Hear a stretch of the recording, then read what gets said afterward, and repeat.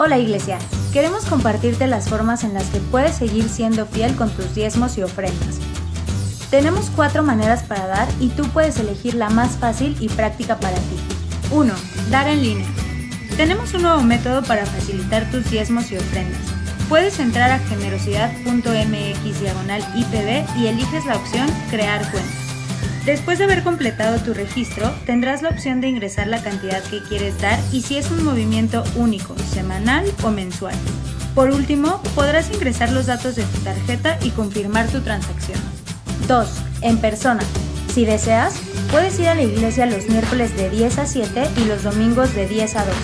Es muy importante que vayas tomando todas las precauciones que ya conocemos para protegerte a ti y a los que te rodean. Aquí podrás dar en efectivo o con tarjeta en la terminal. 3. Transferencia. Otra forma es realizar una transferencia desde la app de tu banco o sitio web a la cuenta de nuestra iglesia. Puedes encontrar los datos aquí o lo puedes ver en la descripción del video. 4. Depósitos en tiendas, bancos o cajeros. Con los datos que están en pantalla puedes realizar tu depósito en tiendas de conveniencia, bancos o cajeros. Familia, muchas gracias por tu generosidad. Sabemos que nos toca dar un esfuerzo extra y hoy lo estamos haciendo. En verdad, como iglesia estamos muy agradecidos contigo.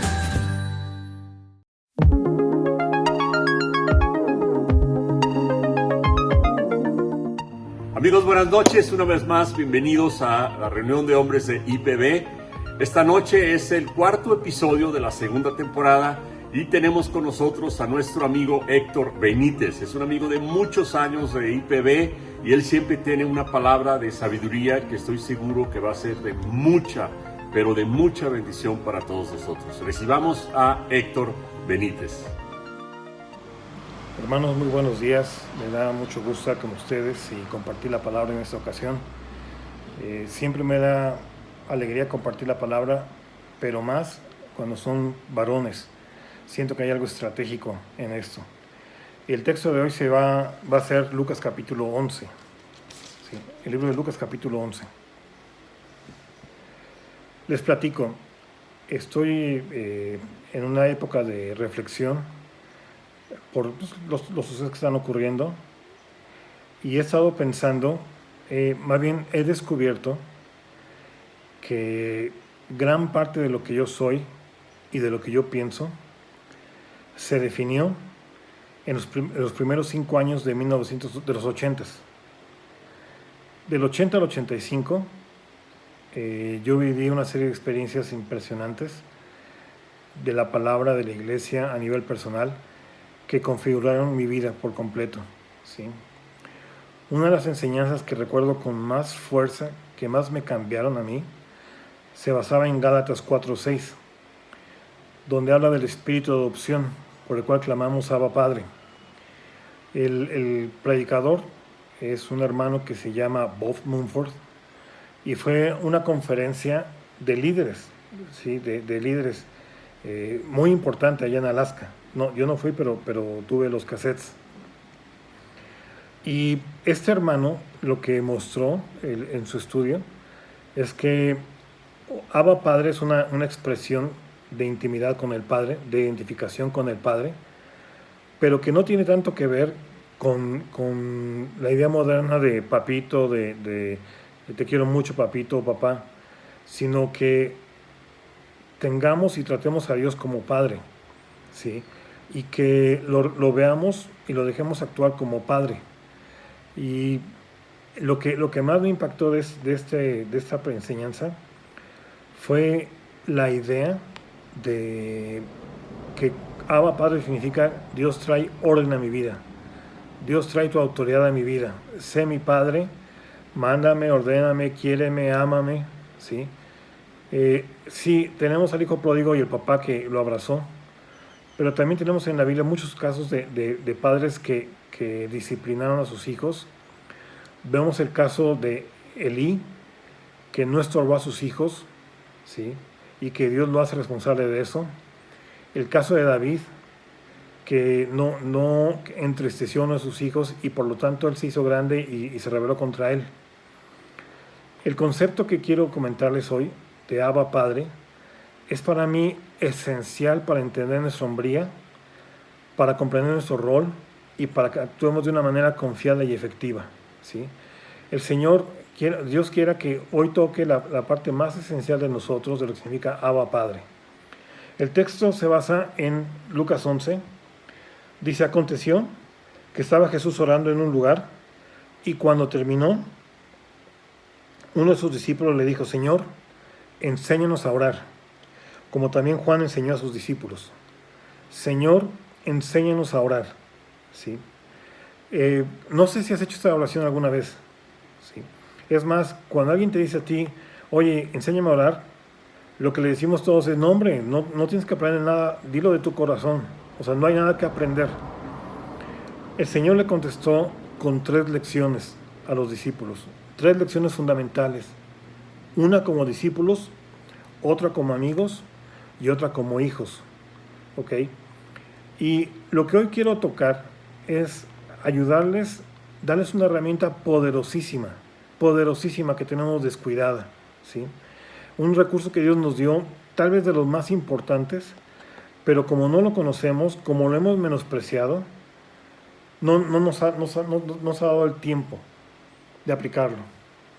En los 40, un hombre que se llama Erich Fromm escribió un libro que se llama El arte de amar. Y fue muy criticado porque decían que el amor no se aprende, es algo que se da, que es algo espontáneo. Y él decía que no, que por eso estamos tan mal, porque no sabemos amar. Y nos quedamos con el sentimiento de la reacción y no como una decisión. Bueno, aquí el Señor le contesta, le dijo: cuando oren, digan esto, ¿sí? O sea, le dijo: tienen que orar, y cuando oren, háganlo así. Mi tesis para decirles ahorita es que la oración es un concepto que hemos perdido, sí, que decimos que hacemos, pero no lo hacemos, y que no oramos, como dice Santiago, porque no pedimos. Nomás no oras porque no pides, ¿sí? Porque no lo haces. Decimos que lo hacemos. Me manda un mensaje de que estoy así, oren por mí. ¿Cómo no, hermano? Pero no oramos, ¿sí? En tu vida personal no oramos. Y tiene que ver que si tu vida de oración refleja 3 cosas. Fíjate muy bien. Refleja el grado de tu creencia, de que Dios está ahí presente. Si no, te sientes que estás hablando solo. También refleja el grado de tu dependencia. Llegué a esta conclusión.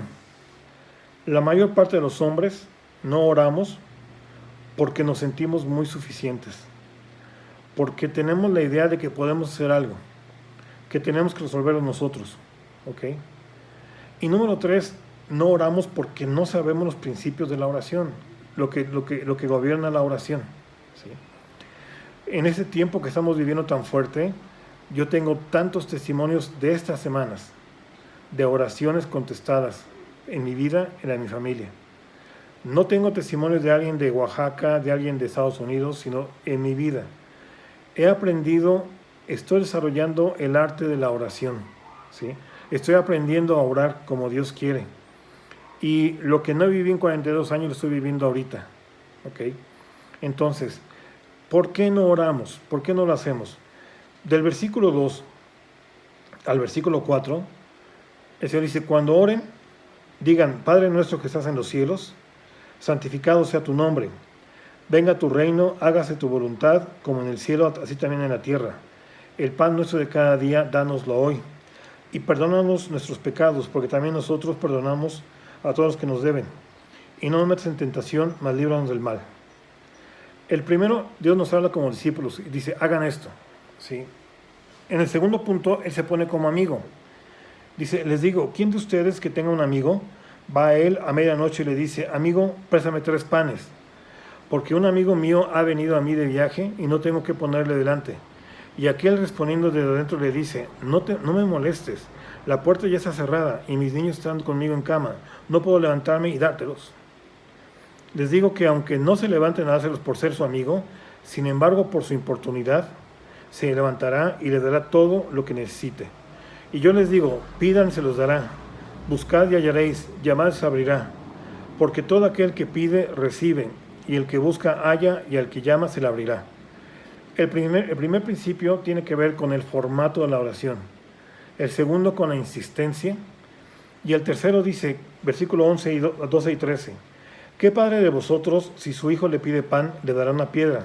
O si pescado en lugar de pescado, le dará una serpiente? O si le pide un huevo, le dará un escorpión. Pues si ustedes, siendo malos, saben dar buenas dádivas a sus hijos, ¿cuánto más vuestro Padre Celestial dará el Espíritu Santo a los que se lo pidan? Todos tenemos un versículo que es clave en nuestra vida. Por ejemplo, Martín Lutero, su versículo clave fue Romanos 1:17. Fue el versículo que cambió su vida. Agustín de Hipona era un muchacho completamente rebelde, disoluto, y un día estaba sentado, algunos dicen que estaba con cruda, y cerca de ahí estaba el Nuevo Testamento de su madre, que oraba por él todos los días. Y él escuchó una voz que decía, toma el libro y léelo, toma el libro y léelo. Entonces lo abrió en Romanos 13:14, y que dice que nos vistamos al Señor Jesucristo y que no proveamos para los deseos de la carne. Tal vez tú has escuchado esto muchas veces, pero en ese momento a Agustín le cambió la vida y nació San Agustín, que es una persona que ha afectado no solamente a la iglesia cristiana, sino al mundo entero en cuanto a su filosofía. Para mí, el versículo que me ha cambiado más, no me convertí yo con este, pero el versículo que marcó mi vida para siempre es el versículo 13. ¿Sí? Dice, si ustedes siendo malos saben dar buenas dádivas a sus hijos, ¿cuánto más vuestro Padre Celestial dará el Espíritu Santo a los que se lo pidan? El versículo clave de mi vida, el versículo que más me ha cambiado es este. Porque yo lo leí y decía aquí, si ustedes siendo malos saben dar buenas dádivas a los hijos. Este versículo se ocupa mucho para hablar de la doctrina de la depravación total, que dice que nosotros estamos corrompidos, pero no por eso quiere decir que hagamos puras cosas malas. Y entonces pone como ejemplo un papá, que aunque es malo, da buenas dádivas a sus hijos. Y yo pensé en el caso mío, ya tenía mis 4 hijos cuando me cayó este 20, y yo pensé, yo por mis hijos haría lo que fuera, por mis hijos daría lo que fuera, oro por ellos todos los días, me preocupo, estoy al pendiente de ellos, mi alegría es verlos, mi gozo es tenerlos aquí, oro por ellos, les doy consejos, es lo más que puedo dar. Me acuerdo que un día una de mis hijas me preguntó, papá, si yo necesitara un riñón, ¿me lo darías? Yo le dije, la vida entera, mijita, yo te daría la vida entera, sin pensarlo, ¿sí? Y entonces me cayó este 20. Si yo siendo malo tengo ese amor por mis hijos, ¿cómo será el amor del Padre para mí? ¿Cómo será tener a Dios como Padre? ¿Sí? Lo pude ver, hermanos, lo pude entender. Dios es mi Padre. Dios es mi Padre. Y si yo soy malo y puedo dar todo por mis hijos, y les perdono todo, y les ayudo todo, y los disciplino y hago lo que sea, ¿cuánto más nuestro Dios? Ahora ya soy abuelo, pero de veras es una diferencia brutal, porque como abuelo soy muy consentidor, soy así como muy apapachador. No así con mis hijos. Con mis hijos yo tenía que disciplinarlos por hacerlos hombres de bien, mujeres de bien, ¿sí? Y hoy en día, cuando alguno de mis nietos hace alguna cosa, y yo lo permito, mis hijos se voltean diciendo, uy, qué esperanzas, en nuestro tiempo hubieras hecho esto, aquello. Pues sí, porque como papá tenía que educarlos. Si nosotros siendo malos sabemos dar buenas dádivas a nuestros hijos, ¿cuánto más nuestro Padre Celestial? Me cayó el 20 y entendí, Dios es mi Padre. Si cualquiera de mis hijos viene a mí a pedirme ayuda, yo veo qué hago, pero les ayudo. Yo veo qué hago, pero yo les colaboro, ¿sí? Entiendo que una parte limitante mía tiene que ver con que yo podría resolver problemas que ellos tienen que aprender a resolver. Y le pido a Dios que me dé sabiduría para ser los hombres que resuelvan problemas, no resolverles problemas. Pero piensa esto, hermano. Ahora que lees la Biblia, piensa, el Dios de Génesis es mi Padre. El Dios de Éxodo, léelo y dices, Dios es mi Padre. Ese es mi Padre. El Dios de Jeremías es mi Padre. El Dios de Lamentaciones es mi Padre. El Dios de Corintios es mi Padre. O sea, este Dios es mi Padre. El que abrió el mar rojo es mi Padre. El que juzgó a los amalecitas es mi Padre. El que es mi Padre, ¿sí? Esta sensación es brutal. Ese entendimiento de que Dios es mi Padre me ha marcado para siempre. Yo no puedo esperar de mi Padre nada malo. Yo no puedo pensar que mi padre piense mal en mí o que me descuide. Porque si yo siendo malo no lo hago, ¿cuánto más mi padre? Esa es la base de la oración. Esa es la base de la oración. Que te acuerdes que Dios es tu Padre y que está más deseoso de contestar lo que tú crees. Ahora mis hijos ya son adultos y muchas veces tenemos que esperarnos a que nos pidan ayuda para que podamos ayudarlos. Y aunque estamos en silencio, por dentro estamos como coches encendidos y arrancando, ¿no? Brum, brum, para que nos digan qué podemos hacer. Este paradigma, yo no sé cómo explicarlo. Me encantaría que Dios les dé iluminación para que sientan la certeza, el gozo y la alegría de saber que Dios es mi Padre. Que Dios es mi Padre. Que ese Dios es mi Padre. Me da alegría y me da temor. Me da alegría y me da temor. Me llevo muy bien con mis hijos, pero hay muchas cosas que no pasan. Hay muchas cosas que todavía me respetan. Hay muchas cosas que no hacen frente de mí. Me tienen temor y reverencia. Ya son grandes, ya son casados, algunos. Sin embargo, lo que yo digo sigue teniendo un peso sobre ellos. Hay temor, reverencia, ¿sí? Este tipo de situación es la que debemos de entender en nuestro Dios. Cuando entendamos que Dios es nuestro Padre, correremos en oración confiadamente, ¿sí? La oración, dijo el Señor, empiecen con esta frase: Padre nuestro que estás en los cielos. Jesús te dijo, ¿quieres aprender a orar? Ora a tu Padre. Ora a tu Padre. Entiende lo que hace tu Padre. Él es tu Padre, le vas a orar a tu Padre, pídele a tu Padre. Y mi papá me va a dar lo que yo necesite. A veces me va a resolver el problema, a veces me va a decir cómo hacerlo, y a veces me va a soltar para que yo lo resuelva. Lo que él piense que es mejor. Cuando estaba en la etapa de educación de mis hijos, no saben cómo sufrimos Sandra y yo. De que queríamos saber que estábamos haciendo lo correcto. De que queríamos saber que las cosas que estábamos haciendo era lo sano, ¿sí? A veces nos aventábamos y, bueno, si la regábamos, sabían ellos de corazón que lo hacíamos por amor. A veces pedíamos consejo cuando eran cosas importantes. Por ejemplo, yo recuerdo que en alguna ocasión una de mis hijas fue bastante irrespetuosa conmigo. Y le dije, estás castigada y no te voy a levantar el castigo hasta que yo sienta, hasta que te arrepientas de lo que dijiste y me pidas perdón.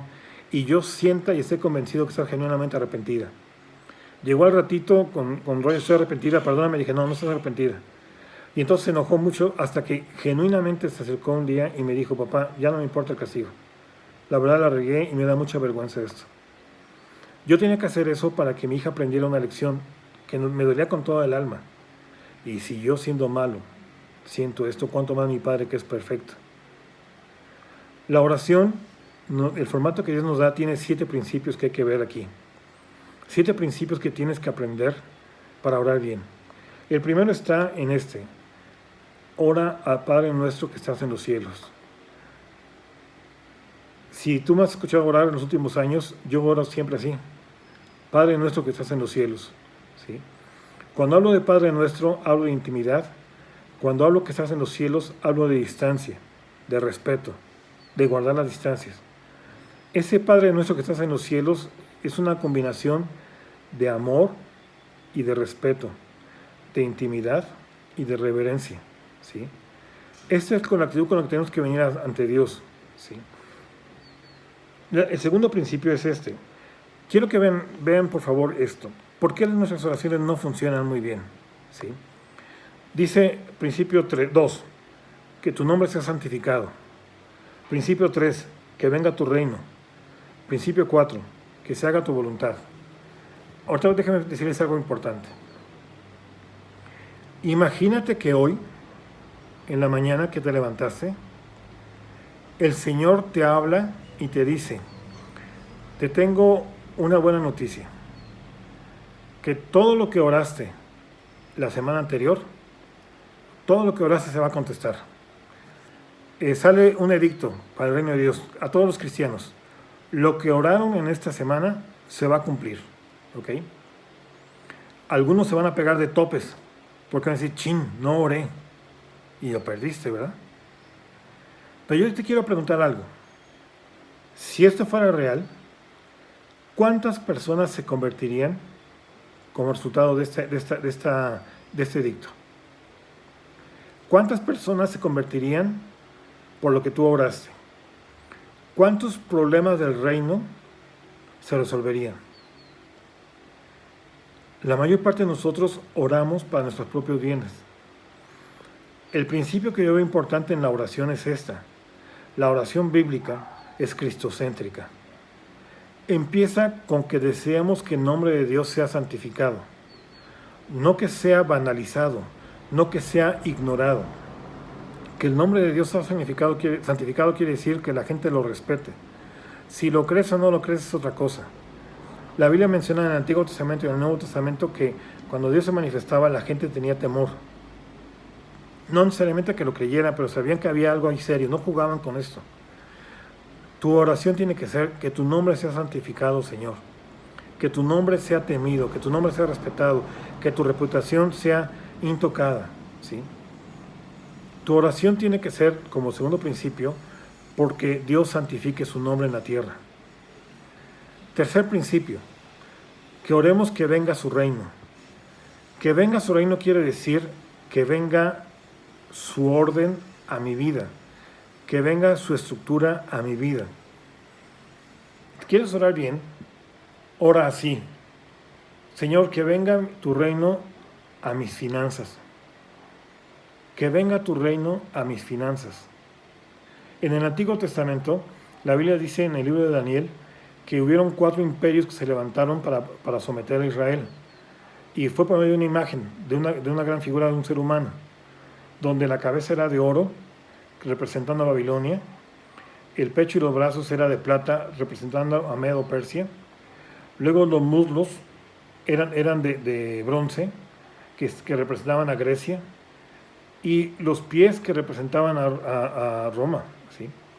Pero después dice la Biblia que fue cortada una piedra no con mano, y que cayó y destruyó la imagen. Eso es que venga tu reino, que venga una piedra cortada no con mano, y que destruya nuestros esquemas humanos. No ores que venga tu reino a tus finanzas si no estás preparado para obedecerlo. Yo he orado, por ejemplo, que venga tu reino a mi familia. Y hemos, como respuesta a eso, tenido problemas muy serios. He enfrentado problemas muy grandes, donde mi sabiduría, mi habilidad no fue suficiente. Y oraba y no pasaba nada. Hasta que empecé a tomar humildad y busqué a Dios y me contestó. Y después me dijo, ¿no oraste por eso? Aquí está. Si quieres que se arregle esto, pide perdón. Si quieres que se arregle esto, cambia tú en esta área. Si quieres que, por ejemplo, pasaban cosas equivocadas en mi casa, mis hijos me desobedecían, no me hacían caso, y yo me enojaba mucho. Y Dios me dijo, primero quita tu enojo y después yo trato con ellos. Primero maneja tu enojo. Yo oraba para que mis hijos me obedecieran, y Dios me dijo, primero cambia tu reacción. Que venga tu reino quiere decir que traiga el orden de Dios a mi vida. Yo tengo un problema muy serio en alguna área. Entonces voy con alguien de mi confianza y me dice, la Biblia dice esto. Que venga el reino de Dios a mi vida quiere decir que hagas lo que Dios quiere en esa área. Dice aquí, que se haga tu voluntad, en la tierra como en el cielo. Mientras pensaba en este este cuarto principio, el primer principio tiene que ver con el nombre, el segundo tiene que ver el primero tiene que ver con la cercanía, el segundo con el nombre, el tercero con el reino, el cuarto tiene que ver con la voluntad de Dios. Me di cuenta que la mayor parte de nosotros, nuestra fe es en el poder de Dios, pero no en su voluntad. Nuestra fe es en lo que Dios puede hacer, pero no en lo que Dios quiere hacer. De hecho, oramos así, decimos, Dios, haz esto, si es tu voluntad. ¿Ok? Pero ¿por qué no oramos diciendo, Señor, cuál es tu voluntad para esto? ¿Cuál es tu voluntad para esto? ¿Sí? Dios no solamente tiene poder, sino tiene su voluntad para diferentes cosas. Eso tiene que ver con qué quieres hacer. Tengo un conflicto con una persona, un cristiano, que hace mucho uso del libre albedrío. Y dice que Dios nos dio voluntad independiente para que tomemos decisiones que queramos. Le dije, no. O sea, Dios nos dio una voluntad para obedecerle, para amarle y para obedecerle. Y si la Biblia dice algo, tienes que hacerlo. Y entonces de veras se enoja mucho porque dice, entonces, ¿dónde está el libre albedrío? El libre albedrío no existe. Lo que existe es la voluntad para obedecer a Dios. Si de veras quieres aprender a orar, aprende a pedir la voluntad de Dios para causas particulares. Señor, ¿debo comprarme este coche o no debo comprarlo? Señor, ¿debo hacer esa inversión o no? Yo tardé como 7, 8 años en reponerme de un mal negocio que yo hice sin consultar al Señor. Como yo no lo escuchaba, Dios utilizó a mi esposa para decírmelo y tampoco lo escuché.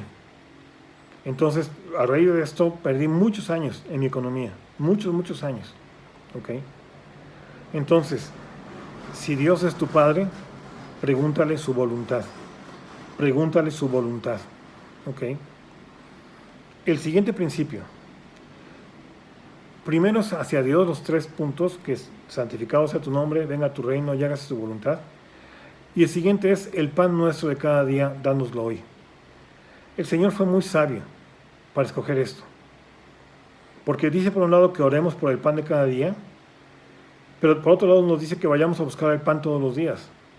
Que cada quien trabaje por el pan que tiene, por su sustento, dicen en Tesalonicenses. Cuando hablamos de esto quiere decir que tú hagas tu parte para que Dios haga la suya. ¿Sí? Tengo un problema ahorita económico, pues trabajo duro, trabajo con calidad, con experiencia, cumplo mi palabra y yo espero que Dios me bendiga. ¿Sí? Tenemos la idea de que cuando tenemos un problema económico Dios te va a mandar una bendición a modo de lotería, a modo de una ofrenda. Y aunque sí pasa, normalmente no pasa. Lo que pasa, parece trabalenguas, lo que pasa es que trabajando Dios te bendice. Yo aprendí esto de Ruth. Ruth estaba en el campo cosechando trigo y ahí conoció a Boaz. O sea, Ruth trabajando encontró a su destino. Entonces, el pan nuestro de cada día es que le pidas a Dios que Dios va a bendecir. Haz tu parte que Dios va a hacer la suya. A veces Dios te bendice con un negocio, a veces no te da dinero porque te enseña a gastarlo bien, a manejarlo bien, a enfrentar cosas. ¿Ok? Dios es mi Padre. Dios me puede dar todo. Y si no me lo da es porque como es mi Padre, piensa que eso no me conviene. ¿Ok? Entonces, el pan nuestro de cada día, dándolo hoy, tiene que ver con que tú tengas una confianza y una dependencia en Dios. Nosotros como cabezas de familia, la mayor parte somos cabezas de familia, tenemos que luchar a veces por tantos gastos que hay. Y ahorita con lo que está ocurriendo, tenemos una gran zozobra. He visto, en la iglesia donde yo estoy sirviendo, es una iglesia de gente pobre en su mayoría, pero debo decirles que ninguna de las personas en esa iglesia tiene problemas económicos, porque el pastor los había enseñado a trabajar duro. Y por ejemplo, cuando hubo gente que no estaba ocupada por su trabajo, se puso a juntar zapatos, los arreglaba y los vendían. Se pusieron a trabajar en ropa, arreglar ropa, en hacer quehaceres, se movieron, pero nadie faltó. ¿Ok? Me impactó mucho porque un grupo de hermanos pobres, juntaron lana y nos dieron al pastor y a mí una ofrenda. Cuando debía ser al revés.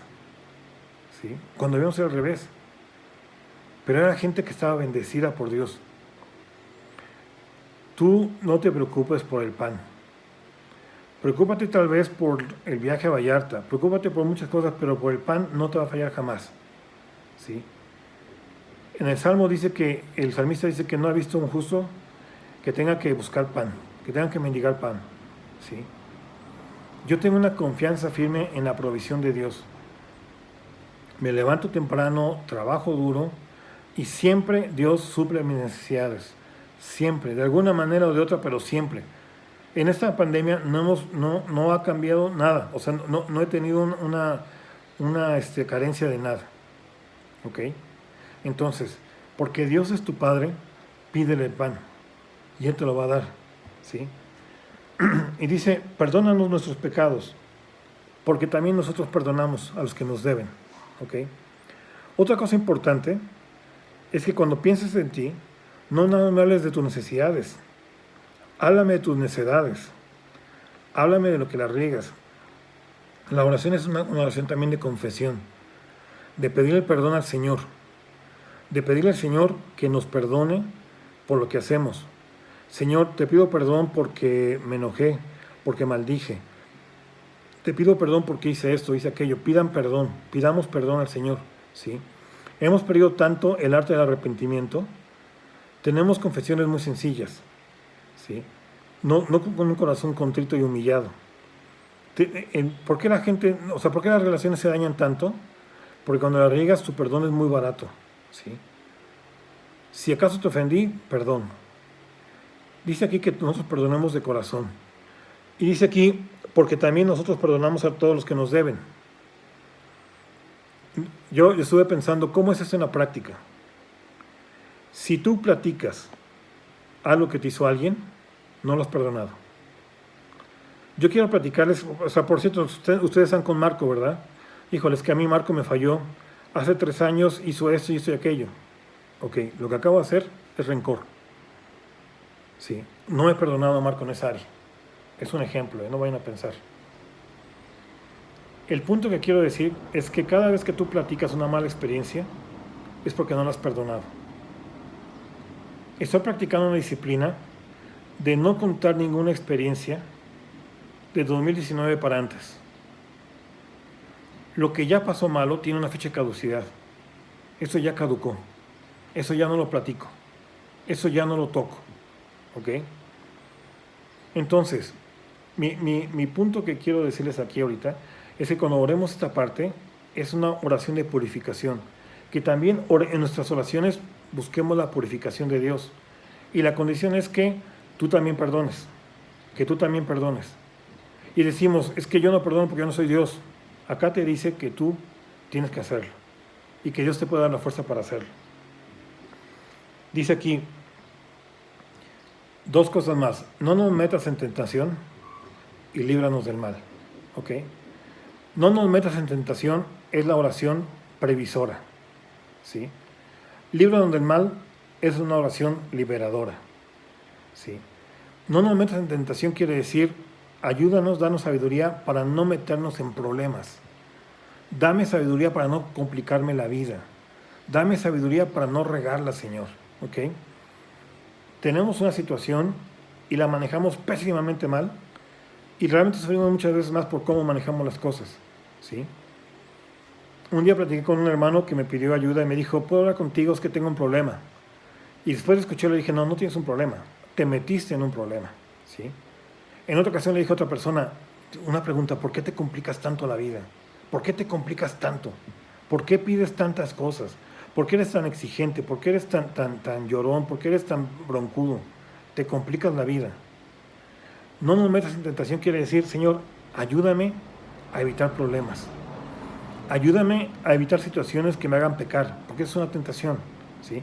Cuando hablamos de tentación hablamos de caer con una mujer, de robar. No necesariamente eso. ¿Cuál es tu tentación? Mi tentación es, por ejemplo, comer. Mi tentación es que cuando estoy así me enojo mucho y entonces peco. Tu tentación es que tú identifiques cuál es tu situación, tu momento de verdad. ¿Sí? El momento en donde escoges obedecer o creer a Dios o desobedecer y maldecir a Dios. Identifícala y dile, Señor, líbrame de esta tentación. ¿Sí? Líbranos del mal. Dame sabiduría, Señor, para manejar esta crisis. Dame sabiduría, ya estoy aquí en broncas. Dame sabiduría, ¿qué hago? ¿Cómo me salgo? ¿Qué digo? ¿O qué no digo? ¿Sí? ¿Cómo lo enfrento? Tengo una crisis ahorita con uno de mis hijos, por ejemplo. Señor, líbrame del mal. ¿Cómo le hago para que esto lo maneje bien? Estamos viviendo una situación difícil y hay una palabra que ahora entiendo mejor que nunca, que es la palabra sobreviviente. Un sobreviviente es una persona que tuvo un problema y que sobrevivió a ese problema. ¿Cómo me encantan los sobrevivientes? Personas que tuvieron, por ejemplo, un divorcio muy grave y que sobrevivieron. Es decir, salieron adelante, se repusieron y restauraron su vida. Platico siempre mucho de un conocido mío que en el 87, en la crisis, hizo algo malo y lo metieron a la cárcel 7 años. Y cuando salió, él decía, ya pagué mi deuda con la sociedad, y él trabajó no así con la pena de un penitente, sino que ya lo pagué, tengo derecho a restaurar mi vida. Y entonces, como que es alguien que sobrevivió. Sobrevivimos a crisis, sobrevivimos a problemas muy serios, a dolores muy grandes, pero salimos adelante. Líbranos de mal es, Señor, hazme un sobreviviente. Enséñame a manejar esta crisis, este problema. ¿Ok? Miren, yo lo veo así. Vivimos 3 cosas, una de 3 cosas. Lo que estás viviendo, por ejemplo, es un problema. Quiere decir algo que es incómodo y que puedes resolver. Lo que vives puede ser una crisis. Una crisis es un problema que no atendiste y que ahora ya explotó. ¿Sí? Pero todavía hay esperanza. Pero hay una tercera palabra que se llama situación. Una situación quiere decir algo que no puedes cambiar, que no está en tus manos cambiar. Que más bien tienes que decir, ¿cómo lo hago para cambiar, para en base a esto salir adelante? Lo platico mucho precisamente con mujeres que vienen conmigo por consejo, porque su marido es de tal manera. Y le dije, no es un problema, es una situación. O sea, no está en ti cambiarlo a él. ¿Sí? Más bien tienes que cambiar tu forma de ser y de pensar. ¿Sí? Si hay abuso, obviamente tienes que hacer algo. Pero si no, acéptalo. Así es la situación y tendrás que, a partir de eso, ver qué estrategia tienes que hacer. Miren, con esto de la pandemia que estamos viviendo ahorita, me doy cuenta que hay 2 mentalidades. Una equivocada y una correcta. La mentalidad equivocada es la mentalidad de la cuarentena. Esa mentalidad de que estamos ahorita en cuarentena, pero que se va a quitar. Ya no estamos en cuarentena, ¿eh? La otra mentalidad es la mentalidad de la nueva realidad. O sea, ya son así las cosas. Ya son así las cosas. ¿Ok? Mandamos a comprar nosotros unos cubrebocas especiales de largo plazo, permanentes. ¿Sí? No permanentes, sino unos cubrebocas que son de tela más reforzada, en fin. Porque esto va para largo. Antes comprábamos unos paquetitos de cubrebocas para mientras, ahorita ya no, es para siempre. ¿Sí? Ya va a ser así la nueva realidad. O sea, el coronavirus cambió permanentemente, o por muchos años va a ser así. Entonces, líbranos del mal quiere decir, líbrame de esta situación. Líbrame de cosas que no puedo manejar. La oración que se hace al Padre es la oración más efectiva. ¿Sí? Sin embargo, Jesús pone aquí otra parábola. ¿Quién de ustedes, si tiene un amigo que viene en la madrugada a pedirte algo, por algo que les sorprendió, lo manda a volar? Tal vez no le des dinero porque es tu amigo y todo, sino que sabes que ya, dale para que ya se vaya y me deje descansar. Aquí obviamente es un contraste porque no es que Dios se canse. Pero viene un principio importante en la oración, que es el principio de la insistencia, de que insistamos por algo. ¿Ok? La mayor parte no tenemos nosotros resultados porque no oramos. Nuestro hijo es un relajo y oramos 3 veces nada más. Ora por él, arrebátalo de las manos del infierno, ponte a orar todos los días, ¿sí? Hay gente que ha orado por sus hijos por años, hermanos, ¿sí? Creyendo que Dios lo va a cumplir en su voluntad. Dime cuál ha sido la oración más añeja que tienes. Dime la oración más añeja que tienes. Muchas de nuestras oraciones tienen minutos de vida. Oramos y ya, y si no hay respuesta ni modo, hacemos otra cosa. Un principio fundamental de la oración es la insistencia, es la persistencia. Y yo creo que la clave de la persistencia tiene 2 cosas.